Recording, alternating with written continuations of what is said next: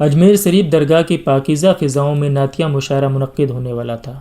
یہ کوئی معمولی محفل نہیں تھی، بلکہ وہ جگہ تھی جہاں رسول اکرم صلی اللہ علیہ وسلم کی ادب، طہارت اور احترام کے ساتھ کی جاتی ہے۔ مگر اس مشاعرے کی فہرست بناتے وقت ایک ایسا نام سامنے آیا جس نے سب کو سوچ میں ڈال دیا تھا۔ نام تھا جگر مراد آبادی۔ جگر شاعری کا بادشاہ، لفظوں کا جادوگر، خل رند، شراب نوشی ان کی کمزوری تھی۔ اب سوال یہ تھا کہ کیا ایک شرابی نعتیہ مشاعرے میں بلایا جا سکتا ہے؟ اگر جگر کا نام نکال دیا جائے تو مشاعرے کی روح ادھوری رہ جاتی ہے، اور اگر نام رکھ دیا جائے تو مخالفت طے تھی۔ منتظمین کے درمیان سخت اختلافات ہوئے۔ کچھ بولے یہ گنہگار ہے مگر دل کا صاف ہے، کچھ بولے نعت کا مقام بہت اونچا ہے۔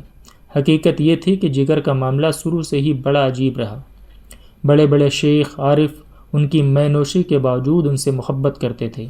علماء ان سے نفرت نہیں بلکہ افسوس کرتے تھے اور کہتے تھے کاش یہ آدمی سنبھل جائے۔ آخر کار ایک ضرورت بھرا فیصلہ ہوا، جگر کو دعوت دی جائے گی۔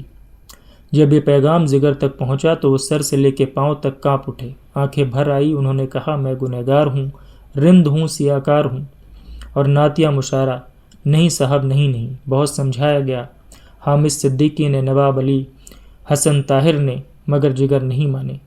آخر کار اصغر گونڈوی نے صرف اتنا کہا کہ یہ حکم ہے۔ جگر خاموش ہو گئے۔ یہ خاموشی توبہ کی شروعات تھی۔ ان کے سرہانے رکھی شراب کی بوتلیں ہٹا دی گئیں۔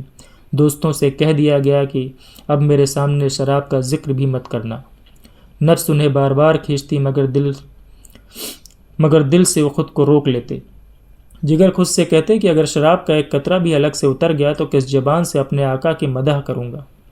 شاید یہ موقع میری بخشش کی ابتدا ہو۔ دن گزرتے گئے، بے چینیاں بڑھتی گئی، نعت سوچتے گئے، نعت سوچنے بیٹھتے اور غزل لکھ بیٹھتے۔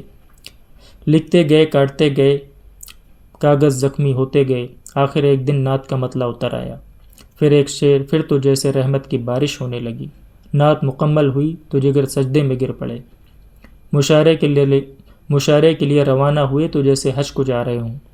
کئی دنوں سے شراب کی ایک بوند بھی نہیں حلق سے اتری تھی، مگر روح سرابور تھی۔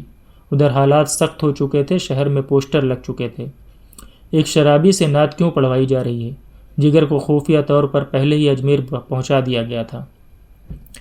مشاعرے کی رات آئی، منچ سے اعلان ہوا، حضرت جگر مراد آبادی۔ شور مچ گیا، ہوٹنگ شروع ہو گئی۔ جگر نے بڑے سکون سے مجمع کو دیکھا اور کہا آپ مجھے ہوٹ کر رہے ہیں یا رسول اکرم صلی اللہ علیہ وسلم کی اس نعت کو جسے سننے کی سعادت سے آپ خود کو محروم کرنا چاہتے ہیں؟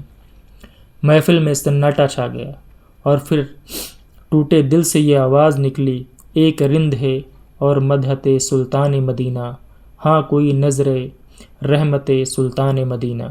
جگر رو رہے تھے اور پوری محفل رو رہی تھی۔ مشاعرے کے بعد ہر زبان پر بس ایک ہی بات تھی، یہ نعت جگر نے نہیں کہی، یہ نعت ان سے کہلوائی گئی ہے۔ کبھی کبھی اللہ اپنے بندوں سے نہیں، اس کے ٹوٹے دل سے کلام کروا لیتا ہے۔